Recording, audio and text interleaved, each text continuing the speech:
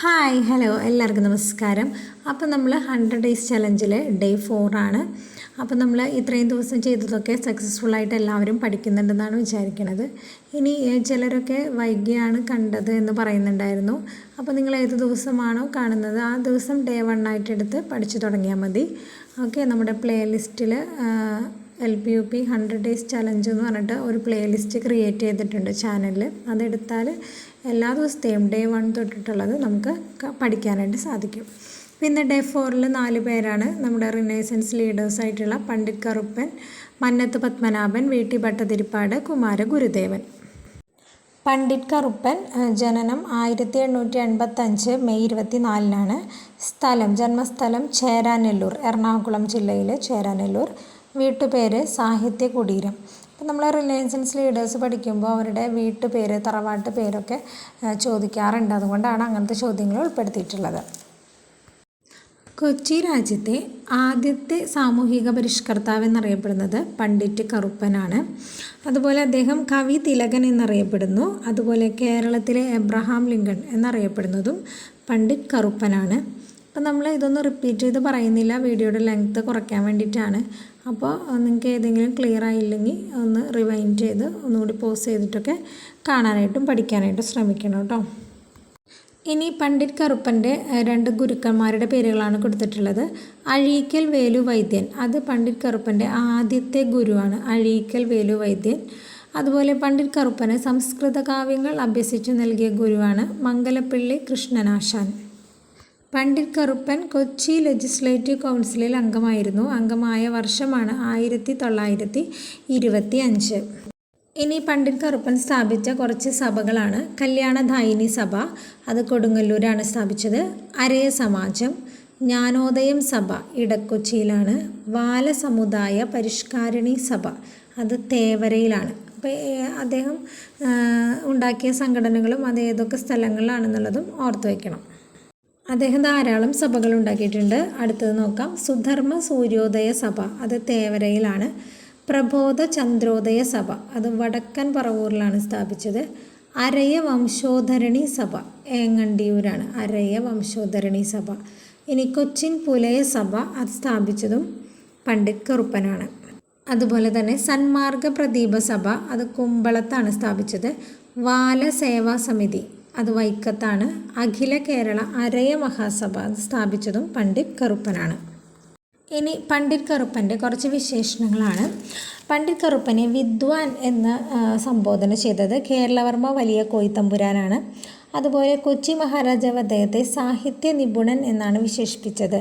അതുപോലെ കവി തിലകൻ എന്നറിയപ്പെടുന്നു എന്ന് നമ്മൾ ഓൾറെഡി പറഞ്ഞു. അപ്പോൾ കവി തിലക പട്ടം അദ്ദേഹത്തിന് പണ്ഡിറ്റ് കറുപ്പന് സമ്മാനിച്ചത് കൊച്ചി മഹാരാജാവാണ്.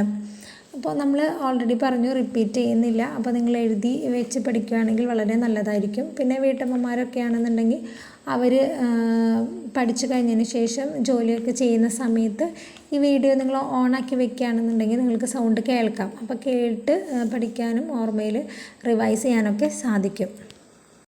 പണ്ഡിറ്റ് കറുപ്പൻ്റെ ഒരു പ്രശസ്തമായ സമ്മേളനമാണ് കായൽ സമ്മേളനം. ഈ കായൽ സമ്മേളനം അദ്ദേഹം വിളിച്ചു കൂട്ടിയത് 1913 അദ്ദേഹത്തിൻ്റെ കുറച്ചധികം കൃതികൾ പഠിക്കാനുണ്ട്, നമുക്ക് നോക്കാം. ലങ്കാമർദ്ദനം, അതാണ് അദ്ദേഹത്തിൻ്റെ ഫസ്റ്റ് കൃതിയാണ് ലങ്കാമർദ്ദനം. ഇനി ഫസ്റ്റത്തെ കവിത സ്തോത്രമന്ദാരം, അതുപോലെ ജാതിക്കുമ്മി, ഉദ്യാനവിരുന്ന്, ബാലകലേശം, ഇതൊക്കെ അദ്ദേഹത്തിൻ്റെ കൃതികളാണ്. ഇതിൽ ഓർത്തിരിക്കേണ്ട ഒന്നാണ്, അതായത് നമ്മൾ ബാലകലേശം അദ്ദേഹത്തിൻ്റെ ഒരു കൃതിയാണെന്ന് പറഞ്ഞല്ലോ. അപ്പോൾ ഈ ബാലകലേശം കൊച്ചി മഹാരാജാവിൻ്റെ ഷഷ്ടിപൂർത്തിയോടനുബന്ധിച്ച് കറുപ്പൻ രചിച്ച ഒരു നാടകകൃതിയാണ് ബാലകലേശം. 1919 കൊച്ചി മഹാരാജാവിൻ്റെ ഷഷ്ടിപൂർത്തിയോടനുബന്ധിച്ച്. അടുത്തത് ആചാരഭൂഷണം, അദ്ദേഹത്തിൻ്റെ ഒരു കൃതിയാണ്. താഴ്ന്ന ജാതിയിലെ ജനങ്ങൾക്കിടയിൽ അന്ധവിശ്വാസത്തിനെതിരെ ഉള്ള ഒരു അവബോധം സൃഷ്ടിച്ചെടുക്കുന്നതിന് വേണ്ടി രചിച്ച കൃതിയാണ് ആചാരഭൂഷണം. അടുത്തത് അദ്ദേഹം ചരമഗതം എന്ന് പറഞ്ഞിട്ടൊരു കൃതി എഴുതിയിട്ടുണ്ട്. അത് TK മാധവൻ്റെ നിര്യാണത്തെ തുടർന്ന് പണ്ഡിറ്റ് കറുപ്പൻ രചിച്ച കൃതിയാണ് ചരമഗതം. അതുപോലെ സമാധി സപ്താഹം, അത് ചട്ടമ്പി സ്വാമികളുടെ വേർപാടുമായി ബന്ധപ്പെട്ട് അദ്ദേഹം പണ്ഡിറ്റ് കറുപ്പൻ രചിച്ച കൃതിയാണ് സമാധി സപ്താഹം. അതുപോലെ പഞ്ചവടി, ധ്രുവചരിത്രം, ഇങ്ങനെ ധാരാളം കൃതികൾ അദ്ദേഹം എഴുതിയിട്ടുണ്ട്. പണ്ഡിറ്റ് കറുപ്പൻ സ്മാരക ഗ്രാമീണ വായനശാല അതെവിടെയാണ്? ചേരാനെല്ലൂരാണ്, എറണാകുളം. പ്രഥമ പണ്ഡിറ്റ് കറുപ്പൻ പുരസ്കാരം നേടിയത് സുഗതകുമാരിയാണ്. 2013 അത് നേടിയത്. പ്രഥമ പണ്ഡിറ്റ് കറുപ്പൻ പുരസ്കാരം സുഗതകുമാരിക്കാണ്. ഇനി 2022 മെയ്യിൽ പണ്ഡിറ്റ് കറുപ്പൻ വിചാരവേദിയുടെ പണ്ഡിറ്റ് കറുപ്പൻ പുരസ്കാരത്തിന് അർഹനായ വ്യക്തി കറണ്ട് അഫെയർ ആണ് കേട്ടോ. M K Kunjol. 2022 മെയ്യിൽ പണ്ഡിറ്റ് കറുപ്പൻ വിചാരവേദിയുടെ പണ്ഡിറ്റ് കറുപ്പൻ പുരസ്കാരത്തിന് അർഹനായ വ്യക്തിയാണ് എം കെ കുഞ്ഞോൽ. പണ്ഡിറ്റ് കറുപ്പൻ സ്മാരകം നിലവിൽ വരാൻ പോകുന്ന സ്ഥലമാണ് ചേറായി, എറണാകുളം. ഇനി പണ്ഡിറ്റ് കറുപ്പൻ ജീവിതവും പോരാട്ടവും എന്ന് പറയുന്ന കൃതി എഴുതിയത് ആരാണ്? ഗോപിനാഥ് പനങ്ങാട് രചിച്ച കൃതിയാണ് പണ്ഡിറ്റ് കറുപ്പൻ ജീവിതവും പോരാട്ടവും. പണ്ഡിറ്റ് കറുപ്പനെ കുറിച്ചുള്ളൊരു പുസ്തകമാണ്. അതുപോലെ മറ്റൊരു പുസ്തകമാണ് പണ്ഡിറ്റ് കറുപ്പൻ വിപ്ലവം കവിതയിലും സാമൂഹിക രംഗത്തും. തങ്കപ്പൻ പൂയപ്പിള്ളിയാണത് ആ കൃതി രചിച്ചത്. തങ്കപ്പൻ പൂയപ്പിള്ളി. പണ്ഡിറ്റ് കറുപ്പൻ്റെ യഥാർത്ഥ നാമം കണ്ടത്തുപറമ്പിൽ പാപ്പു കറുപ്പൻ. അദ്ദേഹം മരിച്ച ഡേറ്റ് 1938 മാർച്ച് 23. അപ്പോൾ യഥാർത്ഥ നാമം മറക്കണ്ട, കണ്ടത്തുപറമ്പിൽ പാപ്പു കറുപ്പൻ. അടുത്തത് മന്നത്ത് പത്മനാഭൻ. അദ്ദേഹത്തിൻ്റെ ജനനം 1878 ജനുവരി 2. സ്ഥലം കോട്ടയം ജില്ലയിലെ പെരുന്ന. അദ്ദേഹത്തിൻ്റെ ഗൃഹം, അദ്ദേഹത്തിൻ്റെ തറവാട് മന്നത്ത് തറവാട്. ഇനി അദ്ദേഹത്തിൻ്റെ കുറച്ച് വിശേഷണങ്ങളാണ്. കേരള മദൻ മോഹൻ മാളവ്യ എന്നാണ് അദ്ദേഹം അറിയപ്പെടുന്നത്. കേരള മദൻ മോഹൻ മാളവ്യ എന്നറിയപ്പെടുന്നത് മന്നത്ത് പത്മനാഭനാണ്. അദ്ദേഹത്തിന് ആ പേര് നൽകിയത് Sardar KM പണിക്കരാണ്. Sardar KM Panicker.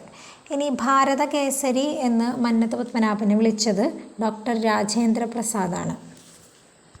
Mannath Padmanabhan Indian national കോൺഗ്രസിൽ അംഗത്വം നേടിയ വർഷം 1947. അതുപോലെ തിരുവിതാംകൂർ ലെജിസ്ലേറ്റീവ് അസംബ്ലിയിലും മന്നത്ത് പത്മനാഭൻ അംഗത്വം ലഭിച്ചു. ആ വർഷമാണ് 1949. അതുപോലെ തിരുവിതാംകൂർ ദേവസ്വം ബോർഡിൻ്റെ ആദ്യത്തെ പ്രസിഡൻ്റായിരുന്നു മന്നത്ത് പത്മനാഭൻ. ഓക്കെ, തിരുവിതാംകൂർ ദേവസ്വം ബോർഡിൻ്റെ ഫസ്റ്റ് പ്രസിഡൻ്റായിരുന്നു മന്നത്ത് പത്മനാഭൻ. ഇനി വളരെ ഇമ്പോർട്ടൻ്റ് ആയിട്ടുള്ള ഒന്നിലേക്കാണ് പോകുന്നത്, വിമോചന സമരം. അപ്പോൾ വിമോചന സമരം 1959 EMS മന്ത്രിസഭയ്ക്കെതിരെ നടത്തിയ വിമോചന സമരം, അതിന് നേതൃത്വം നൽകിയത് മന്നത്ത് പത്മനാഭനായിരുന്നു. EMS മന്ത്രിസഭയ്ക്കെതിരെയാണ് നടത്തിയത്. അത് ആരംഭിച്ച ഡേറ്റ് ഓർത്ത് വയ്ക്കണം, 1959 ജൂൺ 12 വിമോചന സമരം ആരംഭിച്ചത്. അതിൽ പനമ്പിള്ളി ഗോവിന്ദമേനോൻ ആണ് ഈ വിമോചന സമരം എന്നൊരു പദം ആദ്യമായിട്ട് ഉപയോഗിച്ചത്. പനമ്പിള്ളി ഗോവിന്ദമേനോൻ. ഓക്സ്ഫോർഡ് സർവകലാശാലയിൽ മലയാളത്തിൽ പ്രസംഗിച്ച നവോത്ഥാന നായകനാണ് മന്നത്ത് പത്മനാഭൻ. അടുത്തത് അദ്ദേഹത്തിൻ്റെ ഭാര്യയുടെ പേരാണ് തോട്ടക്കാട് മാധവിയമ്മ. തോട്ടക്കാട് മാധവിയമ്മ പ്രശസ്തയായൊരു വനിതയാണ്. അവർ കൊച്ചി ലെജിസ്ലേറ്റീവ് അസംബ്ലിയിൽ അംഗമായ ആദ്യത്തെ വനിതയായിരുന്നു തോട്ടക്കാട് മാധവിയമ്മ, അതായത് മന്നത്ത് പത്മനാഭൻ്റെ ഭാര്യ. കൊച്ചി ലെജിസ്ലേറ്റീവ് അസംബ്ലിയിൽ അംഗമായ ആദ്യത്തെ വനിതയാണ്. അതുപോലെ NSSൻ്റെ ആദ്യത്തെ വനിതാ സമ്മേളനത്തിൽ അധ്യക്ഷയായിരുന്നു തോട്ടക്കാട് മാധവിയമ്മ. NSSൻ്റെ ആദ്യ വനിതാ സമ്മേളനം 1929 നടന്നത്. അന്നത്തെ അധ്യക്ഷയായിരുന്നു അവർ. 1947 മുതുകുളം പ്രസംഗം നടത്തിയ നവോത്ഥാന നായകനായിരുന്നു മന്നത്ത് പത്മനാഭൻ. അതുപോലെ അദ്ദേഹം സവർണ ജാഥ നയിച്ച നവോത്ഥാന നായകനായിരുന്നു മന്നത്ത് പത്മനാഭൻ. സവർണ ജാഥ. മന്നത്ത് പത്മനാഭൻ്റെ പ്രവർത്തന ഫലമായി രൂപം കൊണ്ട സംഘടനയായിരുന്നു NSS, നായർ സർവീസ് സൊസൈറ്റി. രൂപം കൊണ്ട വർഷം പഠിക്കണം, 1914 ഒക്ടോബർ 31 NSS രൂപം കൊള്ളുന്നത്. 1914 ഒക്ടോബർ 31. ഇനി നമ്മൾ NSSനെ കുറിച്ച് കുറച്ചധികം കാര്യങ്ങൾ പറയാൻ പോവാണ്. NSSൻ്റെ ആദ്യത്തെ പ്രസിഡൻറ്റ് K. കേളപ്പൻ, ആദ്യത്തെ സെക്രട്ടറി മന്നത്ത് പത്മനാഭൻ, ആദ്യത്തെ ട്രഷറർ പനങ്ങോട്ട് കേശവ പണിക്കർ. ഇനി NSS അന്നറിയപ്പെട്ടിരുന്ന വേറെ പേരുകളാണ് മലയാളി സഭ, കേരളീയ നായർ സംഘടന എന്നീ പേരുകളിലൊക്കെ അറിയപ്പെട്ട സംഘടനയാണ് NSS. NSSൻ്റെ ആസ്ഥാനം പെരുന്ന, കോട്ടയം ജില്ലയിലെ ചങ്ങനാശ്ശേരിയിലെ പെരുന്ന എന്ന സ്ഥലമാണ് NSSൻ്റെ ആസ്ഥാനം. NSSൻ്റെ ആദ്യത്തെ പേര് നായർ ഭൃത്യജന സംഘം എന്നായിരുന്നു. നായർ ഭൃത്യജന സംഘം. ഈ പേര് നിർദ്ദേശിച്ചത് കപ്പന കണ്ണൻ മേനോനായിരുന്നു. കപ്പന കണ്ണൻ മേനോൻ. പിന്നീട് NSS എന്ന പേര് സ്വീകരിക്കാനുണ്ടായത്. അപ്പോൾ NSS എന്ന പേര് സ്വീകരിച്ച ഡേറ്റ് ഓർത്ത് വെച്ചോ, 1915 ജൂലൈ 11 ഓക്കെ. 1914 ഒക്ടോബർ 31 NSS രൂപം കൊണ്ടു. അതിനുശേഷം NSS എന്ന പേര് സ്വീകരിച്ചത് ഒരു കൊല്ലം കഴിഞ്ഞിട്ടാണ്. 1915 ജൂലൈ 11 NSS എന്ന പേര് നിർദ്ദേശിച്ചത് K. പരമുപിള്ള. അതുപോലെ ഇന്ത്യൻ കമ്പനീസ് ആക്ട് പ്രകാരം NSS രജിസ്റ്റർ ചെയ്ത വർഷമാണ് 1925. NSSൻ്റെ ഫസ്റ്റ് കരയോഗം നടന്നത് തട്ടയിൽ 1929. NSSൻ്റെ ഫസ്റ്റ് സ്കൂൾ കറുകച്ചാൽ, കോട്ടയം കറുകച്ചാലിലുള്ള സ്കൂളാണ് ഫസ്റ്റ് സ്കൂള്. അവിടുത്തെ കറുകച്ചാലിൽ തുടങ്ങിയ സ്കൂളിലെ ഫസ്റ്റ് HM K. കേളപ്പനായിരുന്നു. NSSൻ്റെ ഫസ്റ്റ് ഹോസ്പിറ്റൽ തുടങ്ങിയത് പന്തളത്താണ്. First college Changanassery Hindu college. അവിടുത്തെ ഫസ്റ്റ് പ്രിൻസിപ്പൽ TK നാരായണയ്യർ. NSSൻ്റെ മുഖപത്രം സർവീസസ്. NSSൻ്റെ മുഖപത്രം സർവീസസ്. അത് പബ്ലിഷ് ചെയ്ത് തുടങ്ങിയത് 1919. കറുകച്ചാലിൽ നിന്നാണ് പബ്ലിഷ് ആരംഭിച്ചത്. ഇനി മന്നത്ത് പത്മനാഭൻ പ്രസിഡൻ്റായിട്ട് NSSൻ്റെ പ്രസിഡൻ്റായിട്ട് വന്ന വർഷം 1945. NSS രൂപം നൽകിയ രാഷ്ട്രീയ പാർട്ടിയാണ് national democratic party, NDP, national democratic party. ഇനി നമ്മളെല്ലാവരും കേട്ടിട്ടുള്ള പാട്ടാണ് അഖിലാണ്ട മണ്ഡല മണിച്ചൊരുക്കി. കേട്ടിട്ടുണ്ടാവും അങ്ങനെ ഒരു പ്രാർത്ഥനാ ഗാനം അല്ലേ. അപ്പോൾ NSSൻ്റെ ഉൽപ്പന്ന പിരിവിന് വീട് വീടാന്തരം കയറി ഇറങ്ങുമ്പോൾ പാടാൻ വേണ്ടി രചിച്ച ഒരു പ്രാർത്ഥനാ ഗാനമാണ് അഖിലാണ്ട മണ്ഡലം അണിയിച്ചൊരുക്കി. ഈ പ്രാർത്ഥനാ ഗീതം രചിച്ചത് പന്തളം KP രാമൻപിള്ളയാണ്. പന്തളം KP രാമൻപിള്ള.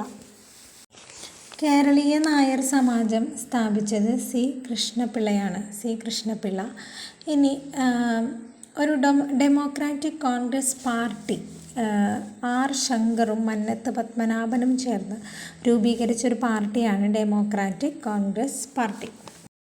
ഇനി മന്നത്ത് പത്മനാഭനോടുള്ള ആദരസൂചകമായി തപാൽ സ്റ്റാമ്പ് പുറത്തിറക്കിയിട്ടുണ്ട്. വർഷം 1989 പുറത്തിറക്കിയത്. അതുപോലെ മന്നം മെമ്മോറിയൽ സ്ഥിതി ചെയ്യുന്ന സ്ഥലം Perunna. Mannam memorial Perunna. Mannam sugar mill Pandalam. Mannam sugar mill Pandalam. Mannathu പത്മനാഭൻ്റെ കുറച്ച് കൃതികളാണ് പഞ്ചകല്യാണി നിരൂപണം, ഞങ്ങളുടെ FMS യാത്ര, സ്നേഹലത, എൻ്റെ ജീവിത സ്മരണകൾ. അതിൽ എൻ്റെ ജീവിത സ്മരണകൾ എന്ന് പറയുന്ന അദ്ദേഹത്തിൻ്റെ ആത്മകഥയാണ്. മന്നത്ത് പത്മനാഭൻ്റെ ആത്മകഥയാണ് എൻ്റെ ജീവിത സ്മരണകൾ. അടുത്തത് VT ഭട്ടതിരിപ്പാട്. അദ്ദേഹത്തിൻ്റെ ജനനം 1896 മാർച്ച് 26. ജന്മസ്ഥലം മേഴത്തൂർ.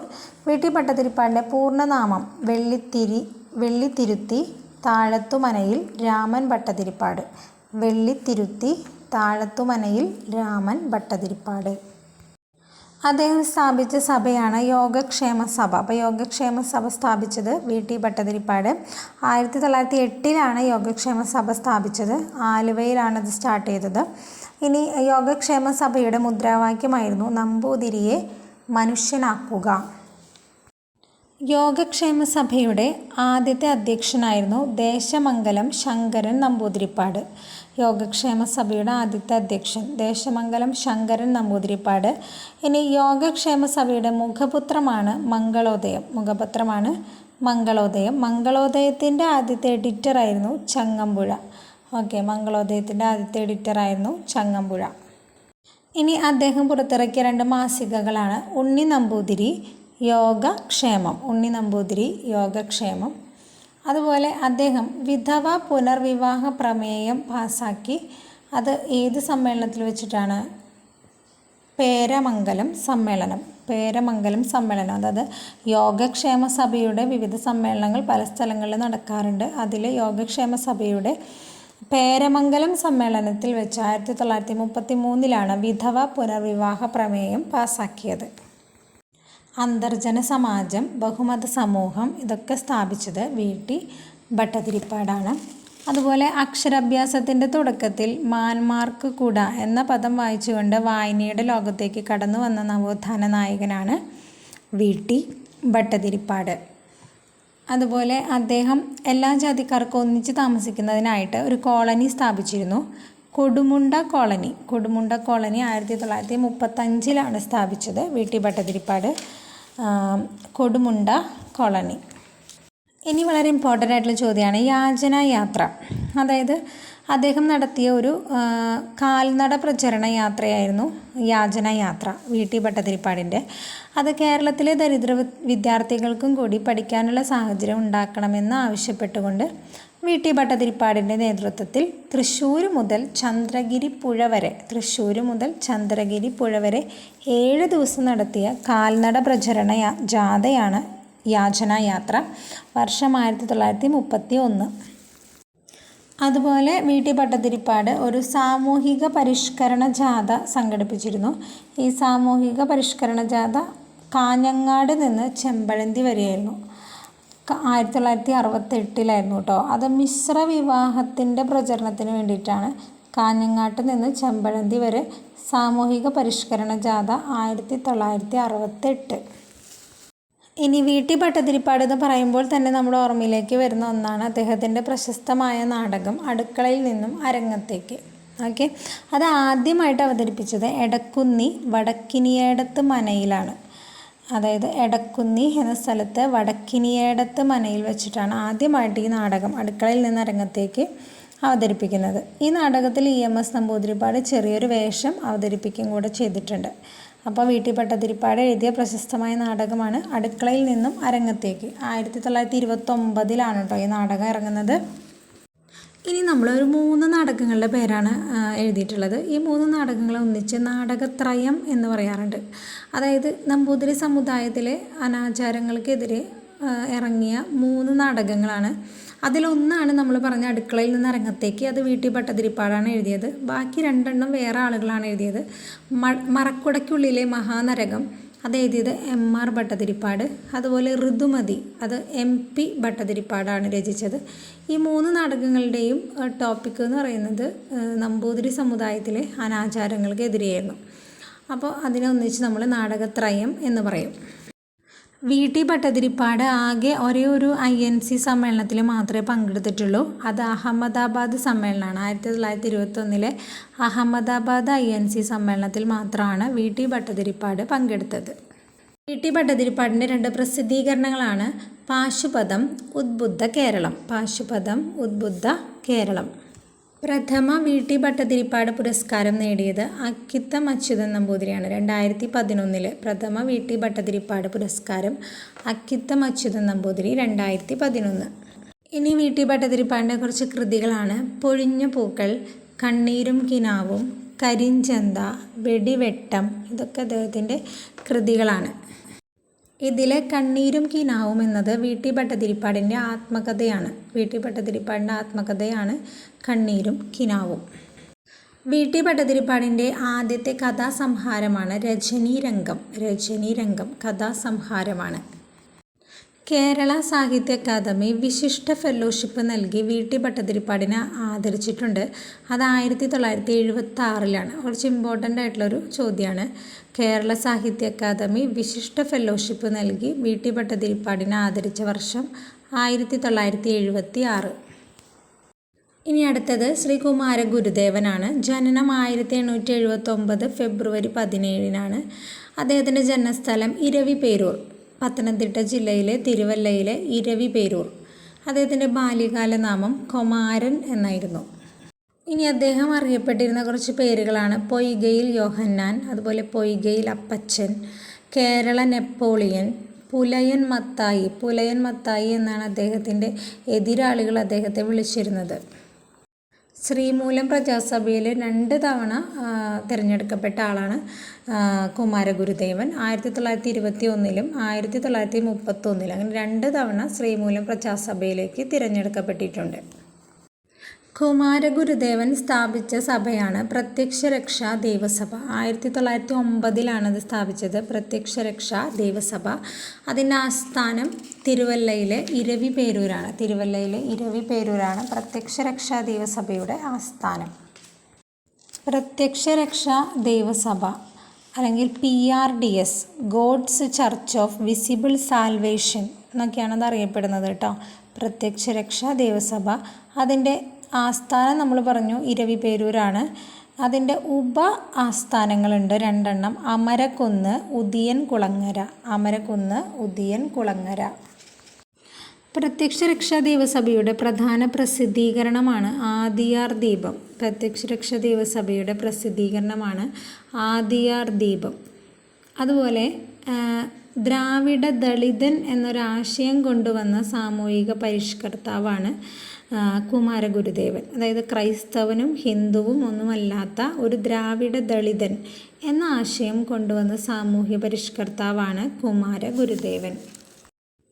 അദ്ദേഹം നടത്തിയൊരു പ്രക്ഷോഭമാണ് അടിലഹള. അതായത് അവശത അനുഭവിക്കുന്ന ജനവിഭാഗത്തിന് വേണ്ടി അദ്ദേഹം നടത്തിയ പ്രക്ഷോഭമാണ് അടിലഹള. ഈ അടിലഹളയിൽ ഉൾപ്പെടുന്ന പ്രക്ഷോഭങ്ങൾ ഏതെല്ലാം? വാകത്താനം ലഹള, കൊഴുക്കും ചിറ ലഹള, മംഗലം ലഹള, വെള്ളീനടി സമരം, മുണ്ടക്കയം ലഹള. ഒന്നുകൂടെ പറയാം. അടിലഹള എന്നറിയപ്പെടുന്ന പ്രക്ഷോഭത്തിൽ ഏതൊക്കെ പ്രക്ഷോഭങ്ങളാണ് ഉൾപ്പെടുന്നത്? വാകത്താനം ലഹള, കൊഴുക്കും ചിറ ലഹള, മംഗലം ലഹള, വെള്ളീനടി സമരം, മുണ്ടക്കയം ലഹള. ഇനി കുമാരഗുരുദേവൻ ഒരു യുദ്ധവിരുദ്ധ ജാഥ നടത്തിയിട്ടുണ്ട്. അതായത് 1-ാം ലോകമഹായുദ്ധ സമയത്ത് മാരംകുളത്ത് നിന്ന് കുളത്തൂർ കുന്നിലേക്ക് ഒരു യുദ്ധവിരുദ്ധ ജാഥ നടത്തി. അതായത് യുദ്ധം ആവശ്യമില്ല, സമാധാനമാണ് വേണ്ടത് എന്നുള്ള ആശയങ്ങളൊക്കെ ഉൾപ്പെടുത്തിക്കൊണ്ട് 1-ാം ലോകമഹായുദ്ധകാലത്ത് ഒരു യുദ്ധവിരുദ്ധ ജാഥ നടത്തിയ സാമൂഹിക പരിഷ്കർത്താവാണ് കുമാരഗുരുദേവൻ. എവിടെ നിന്നിട്ട് എവിടെ വരെയാണ് യുദ്ധവിരുദ്ധ ജാഥ? മാരംകുളം എന്ന സ്ഥലത്ത് നിന്ന് കുളത്തൂർ കുന്നിലേക്കാണ് നടത്തിയത്. ഈ ഒരു യുദ്ധവിരുദ്ധ ജാഥയുടെ അവരുടെ മുദ്രാവാക്യം എങ്ങനെയായിരുന്നു? സമാധാനം, ലോകത്തിന് സമാധാനം. ഇനി വാകത്താനം എന്ന് പറയുന്ന സ്ഥലം കുമാരഗുരുദേവൻ്റെ ജീവിതത്തിൽ ഒരു പ്രധാനപ്പെട്ട ഒരു സ്ഥലം തന്നെയാണ്. അതായത് ക്രിസ്തു മതത്തിൽ നിന്നുള്ള വിവേചനത്തിനെ പ്രതിഷേധിച്ചുകൊണ്ട് കുമാരഗുരുദേവൻ ബൈബിള് കത്തിച്ച സ്ഥലമാണ് വാകത്താനം. ബൈബിള് കത്തിച്ച സ്ഥലമാണ് ഗുരുദേവൻ, അതാണ് വാകത്താനം. ഇനി അടുത്തത് പൊയ്കയിൽ യോഹന്നാൻ എന്ന പേരിലൊരു പുസ്തകം രചിച്ചത് ആര്? M.R. രേണുകുമാർ. പൊയ്കയിൽ യോഹന്നാൻ എന്ന പുസ്തകത്തിൻ്റെ രചയിതാവ് M.R. രേണുകുമാർ. അപ്പോൾ ഇത്രയൊക്കെയാണ് നമ്മൾ 4-ാമത്തെ ദിവസം, അതായത് ഡേ 4 നമ്മുടെ സിലബസ് വൈസ് പഠനം എന്ന് പറയുന്നത്. അതിനോടൊപ്പം തന്നെ നമ്മൾ SCERT പഠിക്കുന്നുണ്ട്. SCERT ഡേ 4 നമുക്ക് പഠിക്കാനുള്ളത് സോഷ്യൽ 5-ാം ക്ലാസ്സിലെ ചാപ്റ്റർ 2-ാമത്തെ ചാപ്റ്ററാണ് നമുക്ക് പഠിക്കാനുള്ളത്. അപ്പോൾ നമ്മൾ ഓൾറെഡി പറഞ്ഞിരുന്നു, നമ്മൾ 100 ഡേയ്സ് ചലഞ്ച് വെച്ചിരിക്കുകയാണ്. ഈ 100 ഡേയ്സ് കൊണ്ട് എങ്ങനെയൊക്കെയാണ്, ഏത് ദിവസം ഏതൊക്കെ ടോപ്പിക്കാണ് നമ്മൾ കവർ ചെയ്യാൻ പോകുന്നതെന്ന് ഓൾറെഡി ഡീറ്റെയിൽഡ് ആയിട്ട് നമ്മളൊരു വീഡിയോ ചെയ്തിട്ടുണ്ട്. 100 ഡേയ്സ് ചലഞ്ച് എന്ന് പറഞ്ഞിട്ട്, 100 days complete the syllabus in 100 days എന്ന് പറഞ്ഞിട്ട്. അപ്പോൾ ആ ഒരു വീഡിയോയുടെ ലിങ്ക് ഞാൻ ഫസ്റ്റ് കമൻറ്റായിട്ട് ഇടാം. അപ്പോൾ നിങ്ങൾ നോക്കുക. അതേപോലെ തന്നെ നമ്മുടെ സോഷ്യൽ 5-ാം ക്ലാസ്സിൽ 2-ാമത്തെ ചാപ്റ്ററിൻ്റെ ലിങ്കും ഞാൻ ഇട്ടേക്കാം. അപ്പോൾ അത് പഠിക്കാം. അപ്പോൾ എല്ലാവരും നന്നായിട്ട് പഠിക്കുന്നുണ്ടെന്നാണ് ഞാൻ വിചാരിക്കുന്നത്. അപ്പോൾ നിങ്ങളുടെ അഭിപ്രായങ്ങളും ഒക്കെ നമ്മളുടെ കമൻറ്റ് ബോക്സിൽ രേഖപ്പെടുത്തണം. അപ്പോൾ എല്ലാവരും നന്നായിട്ട് പഠിക്കാം. താങ്ക്